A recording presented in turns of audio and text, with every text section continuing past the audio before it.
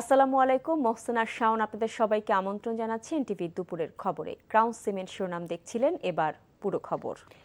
এবার দেশের খবর।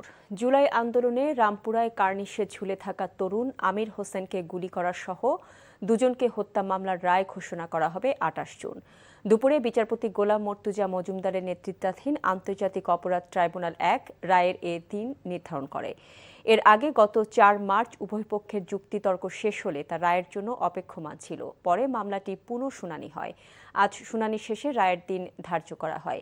মানবতাবিরোধী অপরাধের এ মামলায় ডিএমপির সাবেক কমিশনার হাবিবুর রহমান, খিলগাঁও জোনের সাবেক এডিসি রাশেদুল ইসলাম এবং রামপুরা থানার সাবেক ওসি মশিউর রহমান সহ আসামি মোট ৫ জন। তাদের মধ্যে একমাত্র এএসআই চঞ্চল চন্দ্র সরকার গ্রেফতার হয়ে কারাগারে আছেন। গত বছরের ১৮ সেপ্টেম্বর মামলাটিতে আনুষ্ঠানিক অভিযোগ গঠন করে বিচার শুরুর আদেশ দেয় ট্রাইব্যুনাল।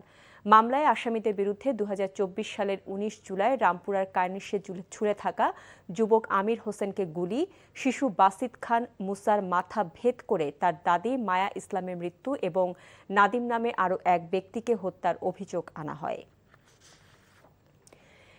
বিজিবির চাপে অবশেষে পতাকা বৈঠকের পর কুষ্টিয়ার দৌলতপুর সীমানার শূন্য রেখায় অবস্থান করা সেই ১২ জনকে ফিরিয়ে নিয়েছে ভারতের সীমান্তরক্ষী বাহিনী বিএসএফ। সোমবার বেলা ১১:৩০টার দিকে পতাকা বৈঠক অনুষ্ঠিত হয়। বিজিবির পক্ষে নেতৃত্ব দেন ৪৭ বিজিবি ব্যাটালিয়নের সহকারী পরিচালক নুরুল হুদা। বিএসএফের পক্ষে নেতৃত্ব দেন রানীনগর বিএসএফ ক্যাম্পের এপি সুনীল কুমার যাদব।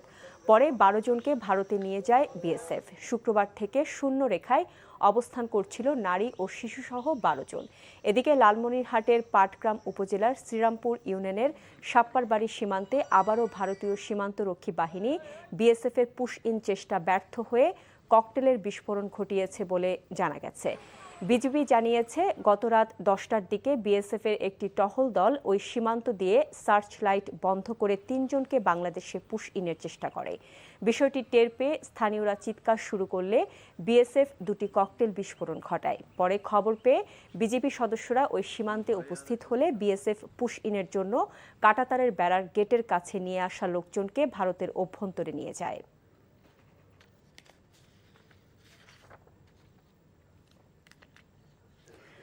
পর্যাপ্ত টিকা ও স্বাস্থ্য সেবা নিশ্চিতের মাধ্যমে হাম নিয়ন্ত্রণে সরকার সফলতার দিকে হাঁটছে বলে মন্তব্য করেছেন স্বাস্থ্যমন্ত্রী সরদার সাখাওয়াত হোসেন। সোমবার সকালে রাজধানীর মাতৃভাষা ইনস্টিটিউট মিলনায়তনে বাংলাদেশ বিশ্ব তামাকমুক্ত দিবস ২০২৬ উপলক্ষে আয়োজিত আলোচনা সভা শেষে সাংবাদিকদের প্রশ্নের জবাবে একথা বলেন তিনি। এর আগে আলোচনা সভায় দেয়া বক্তব্যে তিনি জানান, সিগারেটের স্বাস্থ্য ঝুঁকি বিষয়ে সমাজকে সচেতন করতে হবে। সিগারেট থেকেই নেশার জগতে প্রবেশ করে যুব সমাজ, তাই নেশার বিরুদ্ধে সমন্বিতভাবে প্রতিরোধ গড়ে তুলতে হবে। নেশামুক্ত যুব সমাজ করতে না পারলে স্বাস্থ্য খাতে যত বরাদ্দই হোক তা কাজে আসবে না বলে মনে করেন স্বাস্থ্যমন্ত্রী। বলা কঠিনভাবে ঠিক না, বাট এটা বলবো আমরা সার্থক আটকে রাখতে পেরেছি। মৃত্যু যেভাবে শুরু হয়েছিল, যদি টিকাদান কর্মসূচিতে আমরা সফল না হতাম, আমাদের ডাক্তার নার্সরা যদি এইভাবে সেবা না দিতেন, আমরা যদি ventilator, oxygen concentrator, CPAP, high flow nasal cannula এগুলি যদি আমরা সরবরাহ না করতে পারতাম, আল্লাহ মাফ করুন, তাহলে অনেক খারাপ অবস্থা হয়ে যেত। ওই দিক থেকে আমি বলবো আমরা সার্থক। রাষ্ট্রীয় সফর বাতিল করে দেশে ফিরে এসেছেন প্রধানমন্ত্রীর উপদেষ্টা ডক্টর জাহিদুর রহমান। ভারত সফরের অংশ হিসেবে দিল্লিতে আয়োজিত একটি গুরুত্বপূর্ণ আন্তর্জাতিক সম্মেলনে যোগ দেওয়ার কথা থাকলেও শেষ মুহূর্তে সফর বাতিল করে ঢাকায় ফিরেছেন তিনি। বেলা ১:১২টার দিকে শ্রীলঙ্কান এয়ারলাইন্সের একটি ফ্লাইটে হজরত শাহজালাল আন্তর্জাতিক বিমানবন্দরে অবতরণ করেন তিনি। রোববার সন্ধ্যায় দিল্লি বিমানবন্দরে পৌঁছানোর পর ডক্টর জাহিদুর রহমানকে ইমিগ্রেশন প্রক্রিয়ায় দীর্ঘ সময় অপেক্ষায় রাখা হয়। তিনি ভারতে প্রবেশ করতে পারবেন কিনা সে বিষয়ে সিদ্ধান্তহীনতায় প্রায় ২.৫ ঘণ্টা তাকে অপেক্ষায় রাখা হয়। এই পরিস্থিতিকে তিনি সম্মানজনক সফরের পরিপন্থী বিবেচনায় দেশে ফেরার সিদ্ধান্ত নেন। ইমিগ্রেশন কর্তৃপক্ষের পক্ষ থেকে পরবর্তীতে তাকে ভারতে প্রবেশের অনুরোধ জানানো হলেও তিনি সিদ্ধান্ত পরিবর্তন করেননি।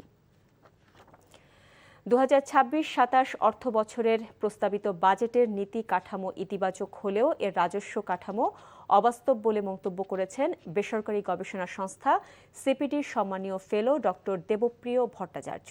সকালে রাজধানীর ব্র্যাক সেন্টারে নাগরিক প্ল্যাটফর্ম আয়োজিত সেমিনারে তিনি বলেন, ব্যাংক খাত সংস্কার, মূল্যস্ফীতি নিয়ন্ত্রণ, জ্বালানি নিরাপত্তা এবং এলটিসি উত্তরণের প্রস্তুতি না নিলে অর্থনৈতিক স্থিতিশীলতা অর্জন সম্ভব নয়। ডক্টর দেবপ্রিয় জানান, থোক বরাদ্দের বিশাল বাজেট আর্থিক শৃঙ্খলা নষ্ট করবে। বাজেটে করমুক্ত আয় সীমাও খুব একটা বাড়েনি, বরং বিদ্যমান সীমা মধ্যবিত্তের ওপর চাপ বাড়াবে বলে তিনি মনে করেন।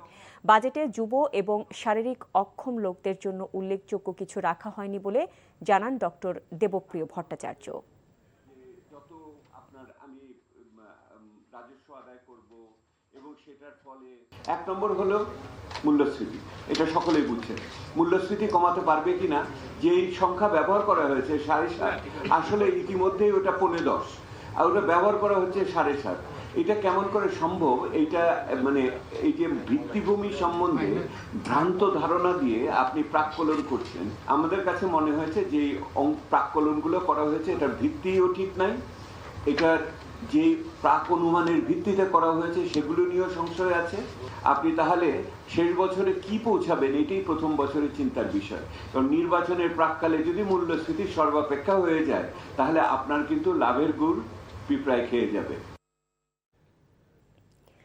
ঋতুর পালাবদলে প্রকৃতিতে আবির্ভাব হয়েছে বর্ষার। জলবায়ু পরিবর্তনের বিরূপ প্রভাবে বর্ষার চিরচেনা চেহারা পাল্টে গেলেও নাগরিক জীবনে তার রূপ মাধুর্য তুলে ধরার যেন কমতি নেই। আষাঢ়ের প্রথম দিনের সকালটা হয়ে ওঠে গান, কবিতা আর নাচের সম্মিলনে উদযাপনের অনুষঙ্গ। HM মেহেদী হাসানের রিপোর্ট।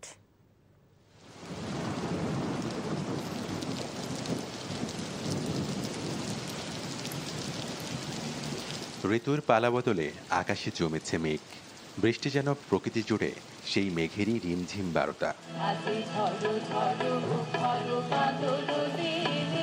মেঘ গুড়গুড় ডাকে বর্ষার সে বারতায় সিক্ত হয় মানব হৃদয়। আবেগের পংক্তিমালা রচেন কবি, শিল্পীর কণ্ঠে বেজে ওঠে গান আর নৃত্যে দোলে প্রাণ। শুধু প্রেম সুখানুভূতি নয়, বর্ষা মানব হৃদয় জাগায় বিরহ বিধুরতাও।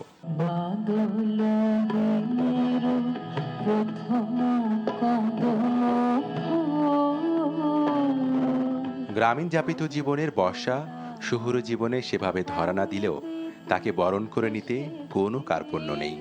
অতীত ধারাবাহিকতায় এবারও বর্ষা উৎসব উদযাপন পরিষদ বর্ষা বরণে আয়োজন সাজায় নান্দনিক সব পরিবেশনায়। প্রচুর লেখা, গান, কবিতা, নাটক, অনেক কিছু রয়েছে এই বর্ষাকে ঘিরে। আমরা এর মধ্য দিয়ে চাই যে এই বর্ষার আয়োজনগুলোর মধ্য দিয়ে সেই আস্বাদনটা আপনারা আপনাদের মধ্যে দিয়ে সব জায়গায় ছড়িয়ে পড়ে।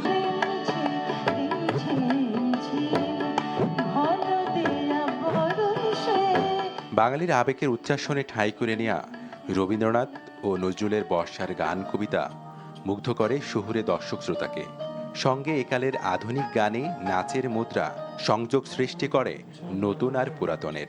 একটু যদি তাকাও তুমি, মেঘগুলো হয় সোনা, আকাশ খুলে বসে আছি, তাও কেন দেখছো না?